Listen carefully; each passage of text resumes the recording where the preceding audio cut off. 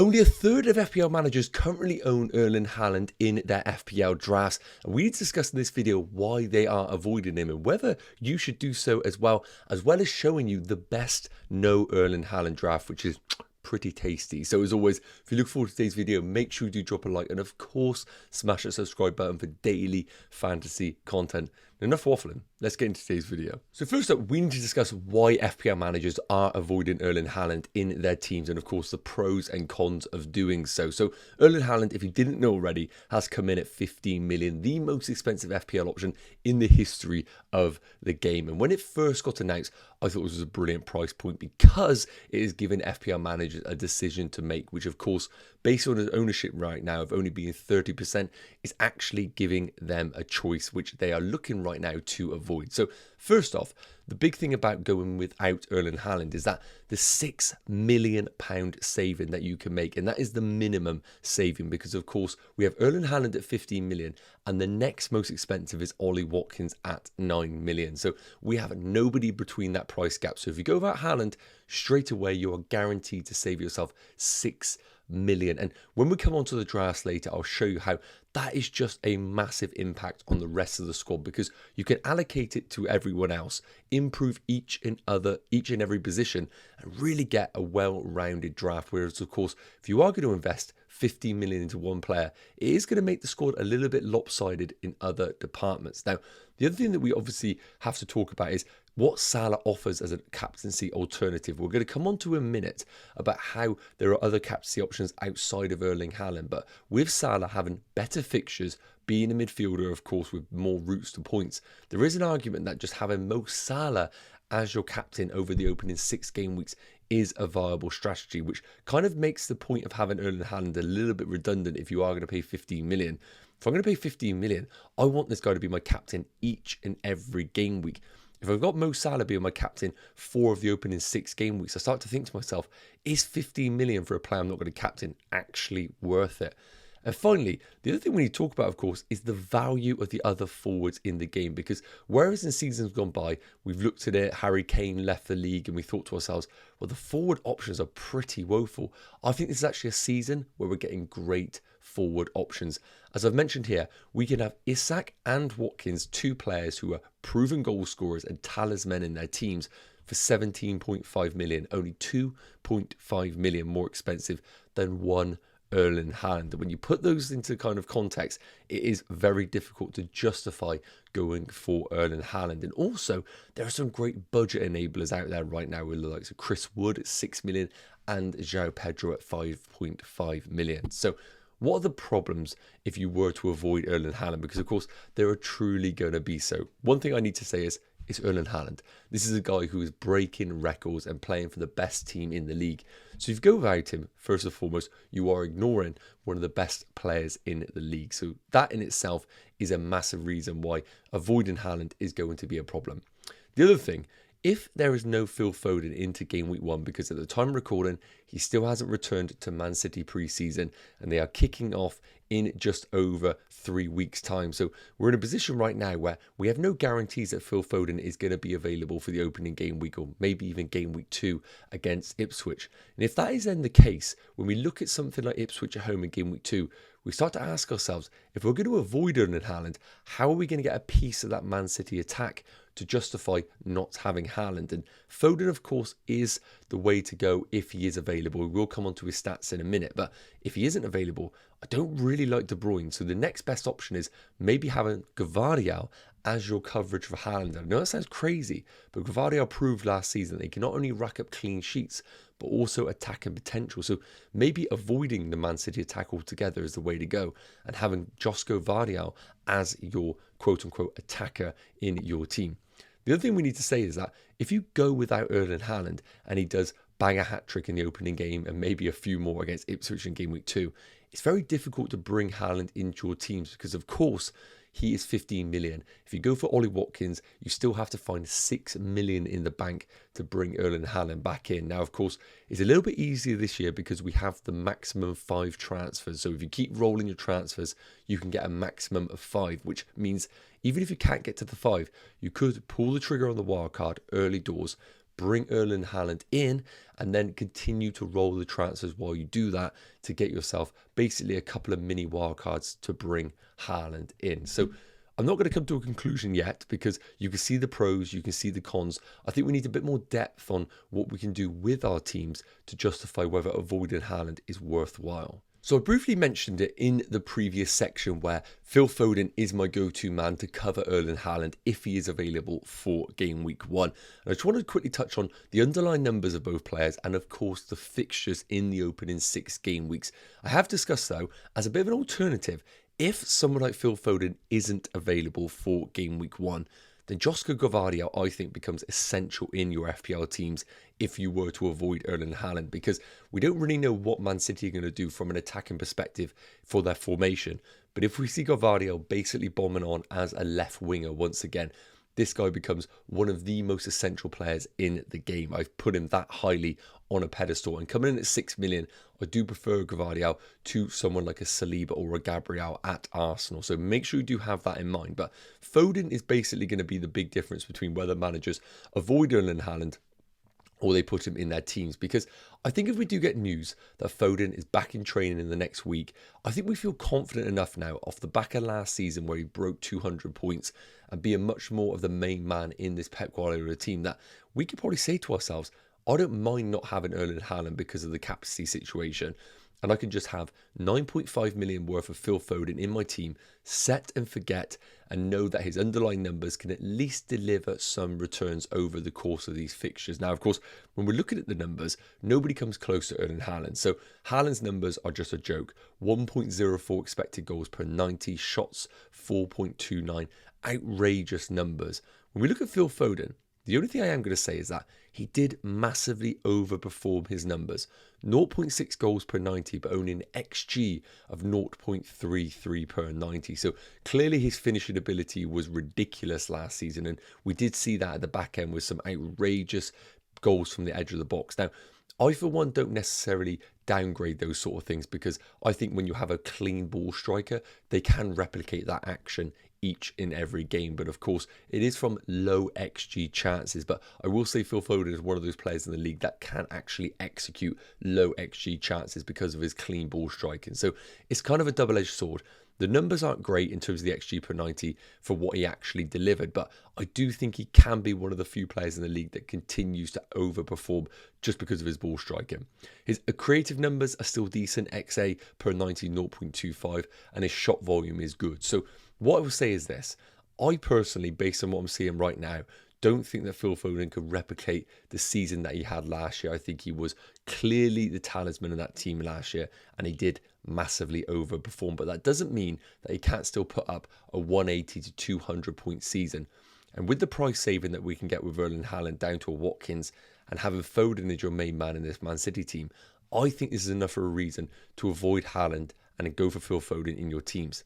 But as I stated, if he's not available for game week 1, and maybe we get an inclination that he isn't going to be available till game week 3 or 4, then I would maybe argue just avoiding Man City altogether in the opening 6 game weeks. And then it starts to beg the question, can we really not have Erling Haaland in our team? So again, if Foden's not available, it makes having Haaland in our teams a bit more of a reason to do so. I just wanted to mention that. I don't think Phil Foden could replicate last season, but I do think he could put up a 200-point season. Let's to come on to a bit of a team structure without Erling Haaland to maybe give you a bit of a visualization on why avoiding him, while it might be a bit scary, does enhance other parts of your team. So I wanted to give you a little bit of an idea on how I would structure a team if I was to avoid Erling Haaland. Now you can see, of course, there is one player in this team, and that is going to be Mo Salah. My personal opinion is that if you're going to avoid Erling Haaland, you need to have Mo Salah in your team, because we need a player that we can confidently say to ourselves that I do not mind putting the captaincy on that player. When you actually break it down, I know some people out there say to themselves, yeah, but Mo Salah isn't a great player. If you take Mo Salah out of your team, I would love to know which players you confidently can say to yourself, I know this player can deliver double-digit returns, because that is what a captaincy option is at the end of the day. I don't want to put on a player that could deliver 6 points. You have to put it on a player that has the capability to deliver at any point double-digit returns. And Mo Salah is one of the few players in the game that can actually offer that. So I would put Mo Salah in the team if you are going to avoid Erling Haaland. So it leaves us with a structure looking something like this. But of course, I need to state that there are many variations that you can go with your team, which I will kind of cover off as we go through this. Now, I, for one, still think goalkeepers are just the cheap options. I personally don't think paying 5.5 million for a goalkeeper is the way to go in FPL. I think there are enough 4.5 million options available, like Sanchez, like Flecken, like Verbruggen, that could justify being your options in this team. But if you wanted to go for a bit more of a premium goalkeeper, this is the time to do so when you avoid Erling Haaland. If you're going to put Haaland in your team, then of course having a cheap goalkeeper is basically guaranteed with the structure. What I really do like about this is that we can go for premium defenders. I don't think the defenders are actually that justifiable this year because of the bonus point system structure. Defenders getting penalised for every goal conceded is not ideal, but Trent coming in at 7 million, I do think is a brilliant price point. And with this structure, you can put him in because, of course, he's the only 7 million player in the team, and have a 6 million defender like a Saliba, like a Gabriel, or someone like a Josko Gvardiol. We can have the rotating 4.5 million defenders, which I think there are plenty of this year, which we will come on to later on in this video. And I think, as always, having a 4 million defender is the way to go. There are a couple available which justify this kind of structure in defence. Now, moving into midfield, we've touched on Salah. I think it is essential to have him in your teams. But what I really do like about this team is that there is a lot of flexibility that you can go for. You could go for this structure where you have a 9.5 million option, 7.5 million, and two 6.5 millions, basically saying to yourself you're going to go for a 3-5-2 formation. But what I also do like is you could go for a different formation where you downgrade your fifth and final midfielder at 6.5 to maybe a 5 million midfielder, because there are a couple emerging this season, and have that as a rotating player with your third forward. So what I mean by that is you could then take the money saved in that fifth midfielder and maybe upgrade one of these midfielders. So for example, with that money, you could upgrade the 7.5 million midfielder to an 8.5, get yourself to a Bruno Fernandes or an Odegaard. There's a lot of flexibility that you can do with this team. And of course, with the forward line, I personally feel like if you're going to avoid Erling Haaland, you need to have Watkins and Alexander Isak. Little bit of a spoiler alert, but for me, I think you need him because if you have to go back to Erling Haaland, you have the most expensive forwards in the game to justify doing so. If you were to all of a sudden have Havertz as your most expensive, you are just so far off Erling Haaland if you were having to jump up to him later on in the opening game weeks. And I also think they're just incredible value. And finally, the third forward, as I discussed, that could be the 5.5 millions, that could be a 6 million, or if you really want to splash the cash, you could invest that in maybe 3 premium forwards and downgrade maybe one of the midfield areas. What I'm trying to get at is this. Avoiding Erling Haaland gives you flexibility, and that is something that I really do like. If you're going to go with Erling Haaland and maybe a Mo Salah draft, you are basically allocating a third of your budget towards those two players, or a quarter of your budget, and then you are really, really lacking the flexibility in your team for the future game week. So let me know your thoughts in the comments. We are going to come into a no Haaland draft in a minute, but I just want to quickly touch on some captaincy thoughts and why avoiding Haaland may actually be okay.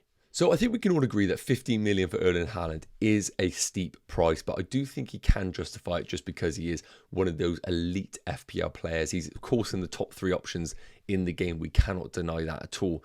But the big thing that we need to understand is if you're going to pay 15 million for Erling Haaland, he has to be your captaincy option basically every single game week. If you go for a Mo Salah and Erling Haaland draft, I think there is viable options to rotate them, but I still ask the question, if you are going to be putting the captaincy on a Mo Salah each and every game week, then can you really justify paying 15 million for someone like Erling Haaland? And I think that's the problem that we're seeing here. I've put a Salah and Haaland rotation for captaincy over the opening 6 game weeks. And of course, you can have your own opinions on which fixture is better. But you can see here, in game week 1, I don't think there's an argument. You probably would put the captaincy on Mo Salah. In game weeks 2 and 3, I think game week 2, you would put the captaincy on Erling Haaland at home against Ipswich. But it's worth mentioning, Salah has a great fixture as well at home against Brentford. Then in game week 2, of course, neither ideal, but you would put the captaincy on Erling Haaland. But beyond that, I think there is a question to say, you then avoid Haaland for the next 3. Game week 4, Forest at home for Liverpool or Brentford at home for Man City. Yes, you could make the argument for Erling Haaland, but I don't think it is a you have to captain Erling Haaland situation. Game week 5 at home against Arsenal or Salah at home against Bournemouth. I'd rather have Mo Salah. And game week 6, away against Newcastle or away against Wolves, I'm probably going to go for Mo Salah away against Wolves. And this is the big problem right now. You definitely can go for a Salah-Haaland rotation and pay a quarter of your budget towards those, and it's absolutely fine. But I also get really worried that I'm paying 15 million for a player that I may only captain 2 of the opening 6 game weeks. And that comes onto this here. Maybe going into game week 1, you have a flexible captaincy strategy. Whereas in years gone by, we have it whereas Mo Salah perma-captain or Erling Haaland perma-captain. Maybe we get into this season where if you avoid Erling Haaland, you just say to yourself, I'm going to captain whoever has the best fixture and be incredibly flexible. And that's what I've put up on your screens here. So the players I'm considering right now is going to be Mo Salah, Isak, Watkins, and I'm going to say a Man City player because I really do think Josko Vardiol, if he does play as that attacking fullback, is equally a good captaincy option as Phil Foden, who would be the alternative captaincy in this strategy. So in game week 1, you could go for Alexander Isak as highlighted at home against Southampton, but of course you also could go for Mo Salah away against Ipswich. In game week 2, the standout captaincy option is still going to be a Man City player, but as I discussed, if Phil Foden is fit and raring to go, you could put the captaincy on Phil Foden, or what I really do like is Josko Vardiol in game week 2. For game week 3, a few tricky fixtures, so you could say to yourself, maybe Alexander Isak at home against Spurs is going to be my captaincy choice, but of course, also what you could do is put it on a Man City player or Watkins away against Leicester. In game week 4, we of course have Mo Salah at home against Nottingham Forest, which is brilliant. I think that is the fixture that everyone will target. And in game week 5 as well, very hard to argue not having Mo Salah as your captain in that fixture at home against Bournemouth. But finally, in game week 6, a few tricky fixtures. We got Man City away against Newcastle, Liverpool away against Wolves, Newcastle at home against Man City. But having someone like a Watkins in your team, this could be a great opportunity to put a bit of a differential captain on Ollie Watkins in game week 6. And this is why I think avoiding Erling Haaland is actually the strategy to go for. It gives you flexible captaincy options in each and every game week. Whereas years have gone by, we've just perma-captain Haaland. I actually like the option of trusting the players in my squad, knowing that they're fantastic FPL value and backing them to deliver in each game week that I choose to rotate it. So let me know your thoughts in the comments, but I think the captaincy can get rotated each and every week to justify not having Erling Haaland. So of course, I need to show you a draft that doesn't include Erling Haaland to give you a bit of a visualization of what you can afford, because I actually get quite excited by this team, and it's a reason why I currently am avoiding Erling Haaland. So in goal, yes, if you go without Erling Haaland, you can go for the premium goalkeeper strategy, but personally, playing the game for a long time, the 4.5 million goalkeeper strategy just doesn't really disappoint. You will always find one that is going to be in the top 3 for point scoring, and I think Sanchez, if Chelsea don't recruit, is a brilliant option with those opening fixtures for them. And of course, at 4 million, it looks like we haven't got a goalkeeper right now standing out. So I'm just going to put Matt Turner in just for a little bit of nostalgia after the last few seasons. So moving into the defenders, and this is the first real upgrade that we are getting without having Erling Haaland in our teams. I spoke about it in the structure section of this video. Trent Alexander-Arnold at 7 million. I can't really build a team with Erling Haaland, with Mo Salah and Trent in it and justify the structure of the team. With no Haaland, you definitely can bring in Trent. And yes, you might think to yourself, Liverpool are going to be a little bit ropey under new management, but the fixtures are incredible. And I always ask myself, what if? What if Trent Alexander-Arnold kicks on from what we have seen in previous seasons, maybe not last year? And at 7 million, that could be a steal if he offers both clean sheet potential and attacking potential. So I need to see some stuff in pre-season, but I love the idea of starting the season with Trent with those fixtures.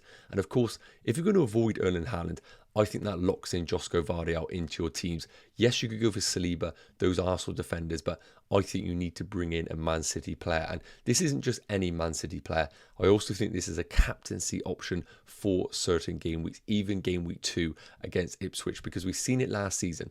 Not only does he offer clean sheet potential, but also ridiculous attacking potential. And also really, sometimes it's hard to predict the Man City goals outside of Erling Haaland. So maybe just going for someone who's going to get probably a clean sheet and maybe an attacking return as my captaincy. Finally, the two rotating 4.5s currently leaning towards a rotation of Concert and Dan Burn, but I have got my eyes on Livramento and Harwood Bellis, basically being the 4 million defender that we all need in our teams just for guaranteed minutes. But someone like Brighton's Barco could be a consideration, but that one feels like a ticking time bomb where he'll eventually be out of the team once the Brighton defenders are fit and raring to go. Moving into the midfielders, and it's worth noting, in the structure section of the video, I did have a slightly different combination of prices in the midfield. So I just wanted to maybe show you a bit more of an example of what you could do as flexibility with your team. So as I mentioned, if you're going to go without Erling Haaland, you need Mo Salah for the captaincy games, and also just a player that you could fall back on knowing that he is going to be the most expensive midfielder. And if you wanted to, you could then downgrade him to the other options in the game. You can't go without Haaland and Mo Salah. I am very, very firm on those beliefs. But what I love is the combinations that you can build with this team. Phil Foden coming in at 9.5 million. Again, we need to get an understanding whether he is going to be available for game week 1, because if he isn't, that will slightly change the structure of this team. Odegaard at 8.5 million. I really like that option for the opening game weeks. Game weeks 1, game weeks 3. I think he could be a bit of a flat trap bully in those fixtures. He's had a pre-season off. He is going to be fully fit for Arsenal, whereas someone like a Bukayo Saka might not necessarily do so. And I love him at 8.5 million. Nkunku at 6.5. This is incredible value. I know Cole Palmer's at 10.5 million, but I think Nkunku could be the true star of the show at Chelsea. And finally, Rodgers at 5 million, the one that's enabling us to upgrade an Anthony Gordon to Odegaard at 8.5, because he's had a brilliant pre-season. The departure of Diaby to Saudi has only enhanced Rodgers as less of a rotation risk in this team. The slight regression of Jacob Ramsey is also a benefit to Rodgers, and there's been some really promising quotes from Unai Emery in pre-season. So I love Rodgers at 5 million as a bit of an enabler. You'll see with this team, we're not really playing a 5-man midfield, but what I do love is Rodgers can be a rotating sub with our third forward in this team. But what I want to emphasize is this midfield could be anything you want it to be. You could upgrade Foden to a Cole Palmer. You could then downgrade Odegaard to an Anthony Gordon, and it still remains very, very strong. Finally, moving into the forwards, and as I discussed, if you're going to avoid Erling Haaland, for me, you need to have Watkins and Alexander Isak. These two are the definition of talisman players, likely on penalties now that Douglas Luiz is out as well for Watkins, and Alexander Isak was already. Good fixtures. I know Villa's opening 2 a little bit ropey, but we saw last season, doubt Watkins at your own peril. He scored in pretty much every single fixture, whether that be home or away. He was phenomenal. So I'm not going to back against Watkins if I'm going to avoid Erling Haaland. And finally, can go for someone like a Chris Wood. Now, this is really interesting because we have a few doubts about João Pedro right now at 5.5 million. We don't really know the injury status of him. Chris Wood started the preseason really well, and the Forest fixtures are fantastic in the opening weeks. And Wood's underlying numbers are very, very good as well. So what I do like with this team is we can go for some weeks a 3-4-3 formation and bench someone like Rodgers.